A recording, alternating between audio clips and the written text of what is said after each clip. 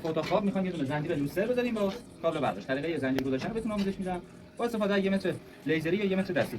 شما اول طول و عرض اتاق در نظر میگیرید، حموم رو تفکیکش میکنید. ببینید حموم اینجا شیشه میشه، اصلا کاری نداره. عرض اتاق ما از اینجا شروع میشه، طولش هم همونجا 1 متر میزنید. ببینید 5.95 حدوداً 6 متر، 3 متر طولش شد، 4 متر هم عرضش شد. شما از سقف پشت بام الان میرم بهتون قشنگ توضیح میدم. از سقف پشت بام اینجا 6 متر شد، اینجا 4 متر شد. 3 در 2 یه سوراخ میزنید زنجیر رو. خب اینجا سقف پشت بامه.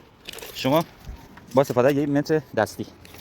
خب اینجا طول اتاق خواب پشت بامو ما 3 متر میایم جلو. خب جا 2 متر میشه عرض کار ما. اینم دقیقاً 2 متر. الان با استفاده از یه هیلتی سوراخ‌کاری انجام میدیم. استفاده از یه هیلتی اینجا علامت زدیم و میزنیم سوراخ بشه. خب اونجایی که ما علامت زدیم تیرچه سقف در اومد و ما حالا یه چند سانتی برتر بودن، یه 5 سانتی برتر رو سوراخ میزنیم.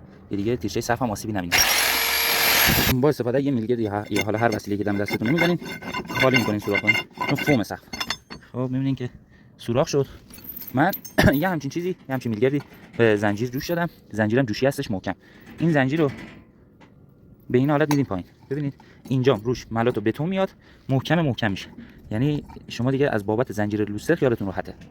خب همینجوری که ملاحظه میکنید زنجیر از وسط سالن در اومده. من دورتر بگیرم.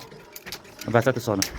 فرق اصلیش هم از قسمتی که کلید گذاشتین یه دونه سه رشته 4 رشته اگر داشته باشین مستقیم میاد اینجا. و بقیه قسمت‌ها هم همینطور. و همین روش یه روش کاملا محکم و ایمنه. همه اتاق‌ها و سالن و فضایی و همین طریق زنجیر بذارین. کاملا محکم و اصولی استاندارد. دیگه نیازی هم نیست اینجا پیش کنین زنجیری میلگرد بندازین یا به سازه کناف از همکارا میذارن که خیلی غیر اصولیه.